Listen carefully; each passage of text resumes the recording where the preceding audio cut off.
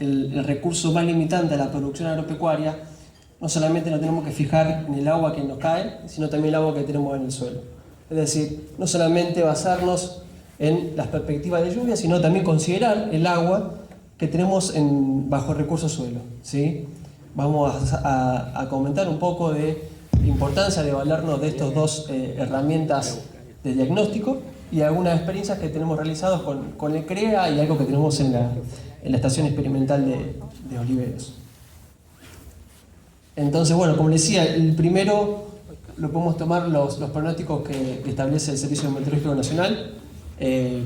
A veces hay que acompañarlos, como bien les decía, con lo que es un muestreo de agua útil al inicio de la producción, de los cultivos, para ver con cuánta agua contamos, y en base a eso tener un reseguro o quedarnos tranquilos de cómo va a ir la campaña, ¿sí? No nos olvidemos que nosotros estamos atravesando los meses de mayo, junio y julio, y si también consideramos agosto, nuestra serie en estos meses invernales no llegan a o están rodeando los 100, 120 milímetros de agua. Es decir, que nosotros ya sabemos cuál es el panorama para esta fecha, ¿sí? Lo que es importante saber es, bueno, con cuánto agua partimos nosotros. A modo anecdótico, la campaña pasada de trigo tuvimos 120 milímetros de agua en los meses de justamente mayo, junio, julio y agosto también, pero claro, tuvimos 400 milímetros de precipitación entre marzo y abril, y sin embargo llegamos a tener 42 quintales de trigo en Oliveros. Entonces, esas precipitaciones de fin de otoñales son las que permitieron la recarga del perfil del suelo, nos permitieron esa tranquilidad que durante el invierno no tuvimos, pero bueno, estamos en una zona donde son escasas las precipitaciones invernales, y después con las lluvias de octubre y noviembre pudimos llegar a buenos rindes, tanto algunos que no esperábamos. Esto es, son las proyecciones por cuestiones de si queremos ver si esa pocos milímetros de agua, pero bueno, esa humedad inicial que necesitamos para llevar lugar a la siembra. Esto es un trabajo que hicieron de INTA Manfredi, lo cual es Aquiles Salinas, de que si bien es otra localidad, sería centro-norte de Córdoba, ellos determinan la importancia del agua útil en el suelo como predictor o responsable de lo que es el rendimiento posterior, ¿sí? Es decir, considerar la importancia del agua en el suelo, y más que nada en estos donde tienen régimen de precipitaciones menores a la nuestra. Ellos estiman que el 55%, que el agua útil de la siembra determina el 55% de los datos. Entonces, bueno, acá donde tomamos importancia, donde damos relevancia al muestreo, ¿sí? Tenemos que cuantificar la posibilidad de ver cuánta agua tenemos en el suelo, y en base a eso, en función de las predicciones de lluvias, dar lugar al manejo que queremos llevar a nuestra producción. ¿Por qué cuando hablamos de agua útil en el suelo? Siempre lo estamos manejando de que la capacidad de nuestros suelos están rondando entre 250 y 300 milímetros de agua, ¿sí? Hasta los 2 metros de profundidad, ¿sí? Entonces, bueno, si lo planteamos de esa manera, si tenemos, como dijimos antes, una buena recarga de perfil, a lo mejor estamos contando con más de la mitad de los requerimientos hídricos que están necesitando nuestros cultivos, ¿sí? Esto siempre tengamos suelo a capacidad de campo. ¿Por qué hasta los 2 metros? Por una cuestión de que las raíces tienen la capacidad de profundizar hasta esos estratos del suelo. Suelos más sueltos y distintos cultivares tienen incluso la capacidad de ir hasta 2,30, como un girasol en un suelo del tipo pludol. Alguna soja puede estar a los 2 metros, 1,80 m, si una soja de segunda, en un suelo un poco más arcilloso, pero siempre tienen la capacidad de llegar a esa profundidad. Entonces, por eso también consideramos la importancia de muestrear, y en lo posible hasta los 2 metros. Cuando se hacen los muestreos, tratamos de que sean muestreos en zonas representativas de nuestro lote, ¿sí? En lo posible se recomienda hacer 3 muestras cada 30 hectáreas.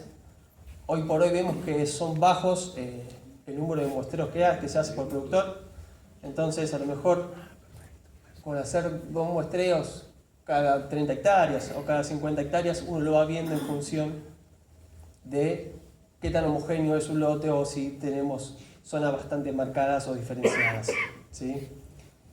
Claramente, a medida que vamos haciendo el muestreo, hay que considerar que no es homogéneo el perfil del suelo, tiene distintas características como consecuencia de su formación. Tenemos suelos con alto contenido de materia orgánica en la parte superficial, a medida que vamos a profundidad aumenta más el contenido de arcilla y después los horizontes inferiores compuestos por el C son un poco más arenosos, un poco más sueltos. Es decir, cada una de estas características mineralógicas que tiene el suelo le va otorgando distinta capacidad de almacenar agua. Cuando hacemos el muestreo, lo podemos valer de un barreno del tipo hidráulico. En este caso, vamos sacando de a metro de profundidad y después vamos a hacer un método de gravímetro que es en función, sería básicamente diferencia de pesada.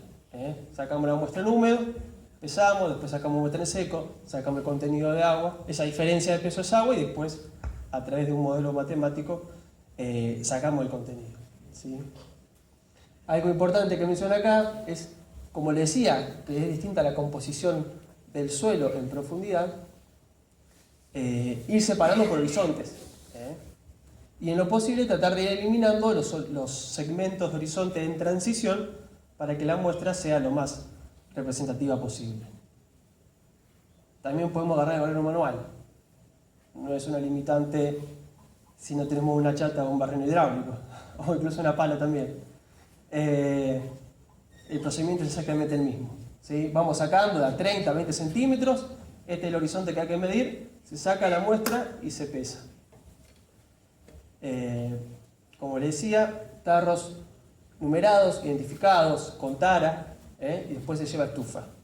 Calidad es ver, mostrar la coloración en función de cada horizonte que vamos atravesando. Esto es lo que les comentaba, cómo también el color da una idea de qué horizonte estamos atravesando. Desde el superficial, más oscuro, contenido de materia orgánica, después nos estamos acercando horizontes con mayor contenido de arcilla y estos que tienen un color un poco más claro, más rojizo, lo podemos atribuir a los horizontes C con mayor contenido de arena. Y después llegamos a esta etapa. Tenemos una etapa que es a campo, otra parte de laboratorio y otra parte de escritorio. Más allá de los valores de las tablas y demás, que esto se consigue en cualquier planilla, la idea es ver que, como les decía en un principio, por un lado tenemos esa diferencia de pesada que nos determina el contenido de agua.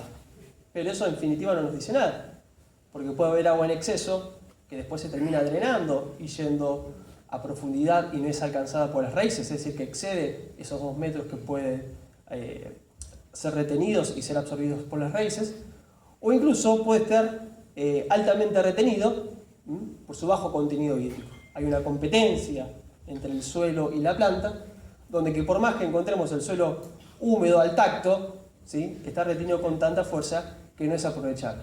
Entonces ahí se desprenden los conceptos de capacidad de campo y punto de marchites permanente, que hace referencia a cómo esos límites máximos y mínimos de retención de agua y aprovechamiento. ¿Sí? Ahora les muestro una diapositiva que sería algo así. Tenemos situaciones de alta disponibilidad, ¿sí?, que estamos con un suelo de capacidad de campo, y situaciones de mínima disponibilidad, cerca de lo que es punto de marchites permanente. También hay que recordar de que hay contenido de agua por debajo del punto de marchites permanente, pero ya es inaccesible por parte de la planta. Y hay un punto medio que se define como límite de estrés, por lo general en algunas bibliografías, que define que es el 50%. ¿Por qué? Porque la primera parte, a ver si hay otra, es fácilmente aprovechable, por esta cuestión que yo decía de la retención de esta competencia entre suelo y planta, donde como está en exceso no hay ningún tipo de inconveniente. Pero a medida que el agua empieza a ser limitante, ¿sí?, también lo va a hacer para el cultivo. Y algo así está ejemplificado acá.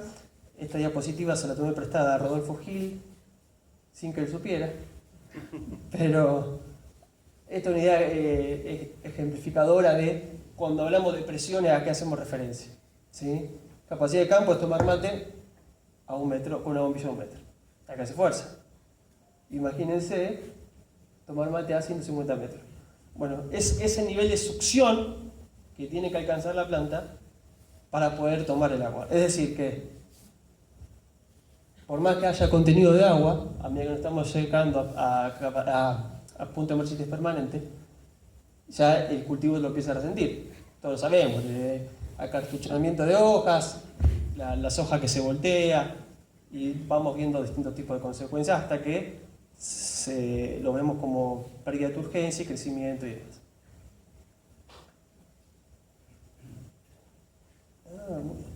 Bueno, esta diapositiva me parece interesante mostrarla. ¿Cuánto sale hacer un muestreo de agua útil? Este es un dato de un laboratorio de la localidad de Gálvez.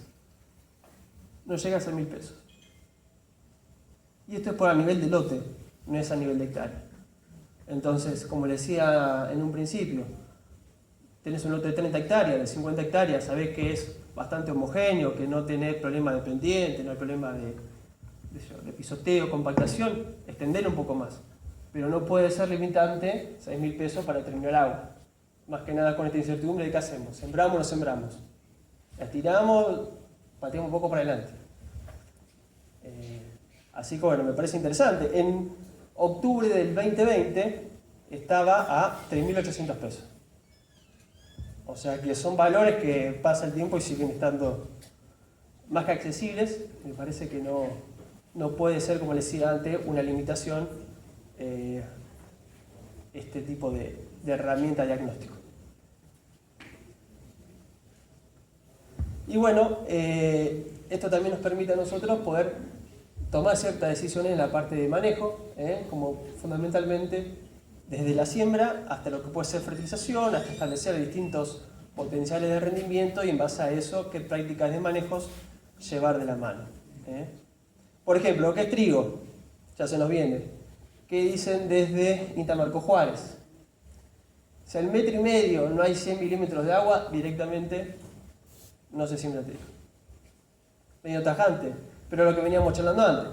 Si no tenés 100 milímetros al 1,5 metros, atravesás el invierno con pocas precipitaciones y después llegamos con las lluvias de primavera, con su cierta variabilidad espacio-temporal, estamos justos.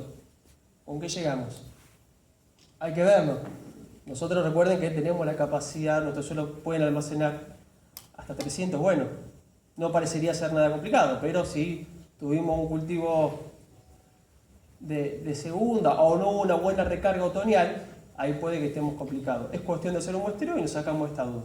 ¿Sí? Esto también, aquí les volví a decir algo, pero ya lo meto al 70%, ¿no? De cuánto te define el agua útil. Esto lo publicó el LORA de Riego Agropecuario, el contenido de agua en el suelo, para el 16 de mayo. No tanto así, el Consejo de Roldán quería que hagamos un muestreo en la zona de INTA Roldán para ver cuánto era el contenido de agua en esa zona. Los consejeros querían saber si podían o no sembrar. Y bueno, fuimos a muestrar. Arrancamos hoy de la mañana y para luego de la tarde ya habíamos terminado. Habíamos hecho este recorrido. 4 muestreos en 3 localidades, Roldán y saliendo de Rosario. O sea que se puede muestrear, es relativamente sencillo si uno ya tiene el equipamiento y demás. ¿Y qué valores de agua encontramos? 260, 180 milímetros, 300 milímetros, 270. Dentro de todo cumplimos con lo que decía el oro. No estábamos mintiendo, nos podemos quedar tranquilos que estamos haciendo bien las cosas. ¿Esto qué implica? No es necesario también confiarse de esto, estos son modelos de predicción. Me parece que si tenemos los 6.000 pesos tranquilamente lo podemos tener el valor real, que esto no sea una limitante. En el marco de una recopilación de información que estamos haciendo, que es de los ensayos comparativos de rendimiento de los cultivos, maíz, trigo, soja, que están haciendo INTA Oliveros con su agencia de extensión, estamos haciendo un recopilado de estos cultivos y ver lo que es rendimiento, lo que es agua disponible, lo que es evapotranspiración de los cultivos, ¿sí? y en base a eso poder determinar estas variables que son la eficiencia del uso del agua, que es cuánta agua evapotranspira el cultivo, es decir, está transpirando y evaporando al mismo tiempo, en función del rendimiento, lo que es la productividad, que es cuánto está rindiendo en función de la oferta total hídrica que tiene, desde precipitaciones y el agua útil en el suelo. Es importante que nosotros estamos considerando desde siembra hasta madurez fisiológica. Entonces, bueno, nos basamos, estos puntos rojos vienen a ser donde están ubicadas las estaciones meteorológicas para poder obtener los valores de evapotranspiración de referencia y la localidad donde estaban emplazados los ensayos y teníamos los datos de precipitaciones. Y a grandes rasgos tenemos que en una serie de 2011-2017 un trigo de ciclo corto en promedio estuvo rindiendo 36 quintales y estos son los valores de algunas variables. Una eficiencia de 10 kilos por milímetro evapotranspirado y 6 kilos producidos por milímetro de agua disponible en el suelo. Es una idea también nos sirve como caracterización ambiental, ¿no? Para ver cuál viene a ser la oferta hídrica en nuestra zona, cuáles son los rendimientos esperados y si podemos llegar a tener o no algún tipo de limitante. También algo que nos parece interesante es ver lo que es esta eficiencia de captura, que es cuánta agua está evapotranspirando el cultivo en función de la oferta hídrica que tiene. Entonces de esa manera podemos ver si nos estamos quedando corto o no con el agua, a ver si este cultivo está evapotranspirando más o menos en función de lo que tiene disponible como recurso. Son datos que todavía no terminamos, por eso no tengo algún gráfico o una imagen mejor. Para lo que es soja, fundamentalmente también estamos viendo la posibilidad de que si tenemos buen contenido de agua en el mismo, apuntar a lo que es potencial y si no, empezar a evaluar cultivadores de ciclo más largos o incluso retrasar un poco lo que es la siembra. Similar a lo que vimos antes, ahora ya otros sitios al que se le suman, fíjense que ya tenemos más de 2000 N, que estos son todos los cultivares evaluados en toda esta zona del 2008 al 2017. Lo que tenemos en rojo son las estaciones meteorológicas, lo que son en las rosas tenemos y en Zavalla, ¿sí? Estas son estaciones automáticas. Y básicamente también lo que tenemos son estos valores de eficiencia, cercano a 7 kilos por milímetro de evapotranspirado y 5 de productividad. Por un lado, nos estamos quedando tranquilos de que son valores de referencia que hay en varias bibliografías, pero a veces estaba interesante tener datos locales, porque siempre estamos tratando de extrapolar lo que está pasando en otro lado, ¿no? Cuando hacemos esa referencia de cuántos milímetros de agua está necesitando el cultivo, y bueno, nosotros ya podemos tener datos más de nuestra zona y no sacarlo de libros. A lo que respecta a maíz, esto lo hicimos con nuestro especialista en oliveros, que a ver cuál sería nuestro árbol de decisión en función de la oferta hídrica que podemos llegar a tener para llevar adelante la campaña. Entonces siempre dice, bueno, perfil cargado y pronóstico de lluvia favorable para la campaña, apuntamos potencial. Buenos híbridos y no quedamos cortos con la parte de fertilizante. Ahora, ¿qué hacemos cuando empiezan a flequear estas dos variables?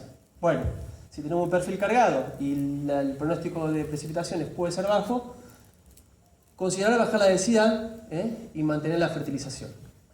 Ese es el punto número 1. Ahora, ¿qué pasa si después el perfil ya está seco y las precipitaciones son bajas?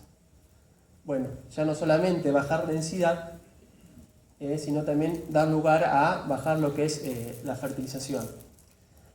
Es lo que me decía, bueno, el tema es que son prácticas de manejo que en lo ideal deberían funcionar así. Hay que ver si en la práctica esto se lleva adelante, donde su experiencia dice que no sería la práctica de manejo más habitual.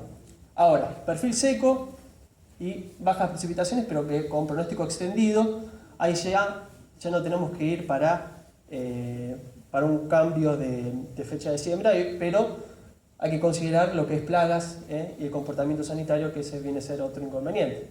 Siempre todo lo que es llevar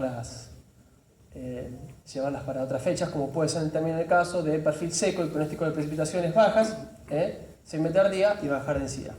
Entonces, bueno, también hay que ver qué es lo que conviene.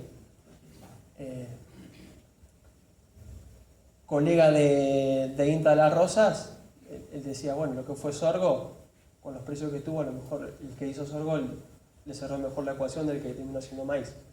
Son cosas que tiene que manejar cada productor, que a lo mejor conoce la respuesta más de su campo que lo que podemos llegar a comentar nosotros. Rápidamente les quiero comentar alguna experiencia que hicimos con cultivo de cobertura. La idea es ver el impacto que puede llegar a tener la intensificación de la producción y eso cómo puede llegar a afectar el recurso agua para las producciones de cosecha o las producciones estivales. Tengo el cursor y aprieto el botón. Esta es una actividad que hicimos con el CREA. La idea era determinar el consumo de distintos cultivos de cobertura, es decir, los cultivos invernales que no van a cosecha, y cómo ellos después terminaban afectando el desempeño o el rendimiento de los cultivos estivales. Se estuvieron evaluando algunos, como puede ser vicia, tuvimos rabanito, avena y trébol. En las localidades de Arias y Las Parejas. La idea es ver si suelos un poco contrastante tenía algún tipo de efecto distinto o si había alguna respuesta diferencial en función de la distinta capacidad de almacenamiento de agua que podían llegar a tener estos suelos. Esto se llevó adelante la campaña 18-19 y 19-20. ¿Sí? Estos son los tratamientos que se llevan adelante y lo que fue el consumo no se hizo en función de estimar, en función de evapotranspiración y el coeficiente de los cultivos, sino que se fue midiendo agua en el suelo con la sonda de neutrones. Que bueno, en teoría es el método más preciso para medir contenido de agua en el suelo, además de que no produce ningún tipo de disturbio ni alteración en el material vegetal, porque una vez que hacemos la perforación, después continuamente vamos midiendo agua en ese punto fijo. No sé qué tal se ve acá. ¿Vamos bien? Acá, ¿sí? Acá abajo le puse los datos por si quieren ver lo que es fechas, pero como lo queremos ver desde el punto de vista del sistema, no tomamos por separado, sino que hicimos los 2 años de corrido, iniciando desde la siembra de cultivo de cobertura, ¿sí? Y acá lo que estamos viendo es la dinámica de agua en el suelo, ¿sí? Entonces de esta manera podemos ver en un principio cómo es el consumo diferencial de los distintos cultivos de cobertura, cómo después esa lluvia en barbecho terminaron equiparando nuevamente los niveles de agua en el suelo, ¿sí? Y lo que es consumo de los cultivos estivales prácticamente no tiene alteración, siempre el consumo terminó siendo el mismo, entonces el contenido de agua en el suelo dio lugar a equipararse, bien digo. Después nuevamente tenemos siembra de los cultivos de cobertura, ahí me falta aclararlo, cómo empiezan a variar en lo que es su consumo, contenido de agua en el suelo, luego el secado, la siembra, y todas van acompañando el consumo. Esto es la localidad de Arias. Este es el consumo. Fuimos haciendo la sumatoria a través de todas las mediciones que íbamos de las variaciones de contenido de agua en el suelo. Entonces íbamos viendo cuánto fue el consumo total que estuvimos teniendo en cada una de las secuencias. Miren cómo se termina separando aquí, después se juntan, van bien paralelas una a la otra en lo que es el cultivo estival, después se separan un poco más en los cultivos de cobertura. Modo similar, las parejas. Buenas precipitaciones, donde a veces eso trató de enmascarar un poco ese contenido de agua en el suelo. Y nuevamente los consumos se mantuvieron de esa manera. Se despegan un poco cuando está el cultivo de cobertura y van apareados en el cultivo estival. De esto tengo detalles, simplemente me parece esto importante mostrar, está todo marcado. Pero la idea es ver lo que es la evapotranspiración, quiero resaltar esos datos fundamentalmente y última después vemos lo que es rendimiento, que lo que nos está mostrando es que hay poca diferencia creo que llega hasta 60 milímetros de agua en 2 años, entre un tratamiento de barbecho, soja, barbecho, maíz, con uno que puede ser avena, soja, avena, maíz. Eso nos está mostrando de que acá también se desprende lo que es costo hídrico, ¿no? Que es cuánta más agua se nos va del sistema, ¿sí? Cuando ponemos un cultivo de cobertura, en función de un barbecho, porque en el barbecho si no hay consumo, también hay evaporación. Es decir, se nos está yendo agua del sistema sin producir nada. Mientras que acá lo que estamos haciendo por un cultivo de cobertura es transformar ese contenido de agua, ¿sí? En materia seca, en un subsolador natural, en un controlador de malezas, en un fijador de nitrógeno. Es decir, tenemos las bondades de los servicios de los cultivos de servicio y no están produciendo una merma significativa en lo que es evapotranspiración del agua, ¿sí? Estos son valores medidos y los rendimientos la verdad que fueron bastante interesantes. Esto es soja, ¿sí? Y después, bueno, lo que fue maíz, cerca de 8.000 kilos. Nuevamente, esto para la localidad de Las Parejas, Arias, perdón. Y nuevamente, los valores de evapotranspiración, tenemos 1.500 y contra casi 1.600. En 2 años, esta rotación un poco más intensificada, evapotranspiró 100 milímetros más en 2 años. Pero como les digo, acá prácticamente el agua se fue, esa diferencia, tenemos una que estuvo produciendo materia seca y la otra donde se estuvo evaporando agua del sistema. No estuvo involucrado en ningún proceso de transformación. En su momento me habían dicho, sí, pero bueno, estos fueron años buenos de precipitaciones. Entonces, y por tal motivo traje esta última, que lo que trata de hacer es un ensayo de larga duración, que está en Oliveros, que inició en el 2006, pero bueno, empezamos a analizar en 2009 para que el sistema se estabilice un poco. Y evaluamos del 2009 al 2015 distintos tipos de rotaciones con distintos tipos de intensificación y fuimos viendo el consumo o la evapotranspiración que se llevó adelante en estos ensayos. ¿Sí? Era diferencia de medición y precipitaciones efectivas como variable que incluíamos. Y básicamente, esta fue la información que más nos interesó, donde a lo largo de estos 6 años, ¿sí? La diferencia de evapotranspiración que teníamos en la secuencia de soja a soja fue de 4.580 milímetros de agua contra un soja, cultivo de cobertura soja, 4.600. Lo que estamos viendo acá, para comparar esos dos al menos, es que prácticamente hubo muy poca diferencia en lo que era evapotranspiración, pero sí notamos este incremento que hay en la partición de esa evapotranspiración. Es decir, cuánta agua se nos está yendo al sistema como evaporación y cuánta agua se nos está yendo a través de los cultivos. Cómo transformar ese recurso de agua que consideramos tan limitante y poder aprovecharlo a nuestro sistema. Algunos datos, las tablas no me gustan, pero algunos datos para ver estos rendimientos, ¿no? Valor promedio de soja en 6 años, 38 quintales. Promedio de rendimiento soja en una secuencia de soja, cultivo de cobertura, 37 quintales. No tenemos diferencia de rendimiento en un sistema que ya está un poco más estabilizado. ¿Sí? Son 6 años, entonces de esta manera podemos decir que estamos dando lugar a una mejora en nuestro sistema. Esto es en función de los valores que obtuvimos de rendimiento y evapotranspiración.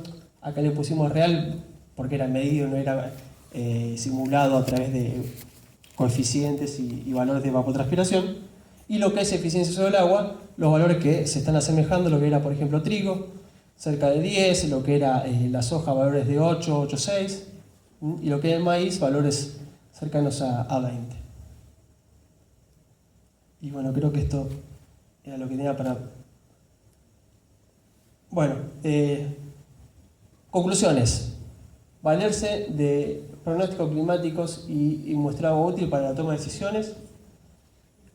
Y lo que es, acá se ve que la dejé sobre el final, lo que es intensificación agrícola no atenta contra altos valores de rendimiento, al contrario, tienden a estabilizar el sistema, tienden a involucrar recursos naturales que, si los mismos no son aprovechados, están involucrados en procesos degradativos. Así que no hay que tenerle miedo a poner plantas o cultivos sobre el suelo. Así que bueno, ahí estamos. Muy bien.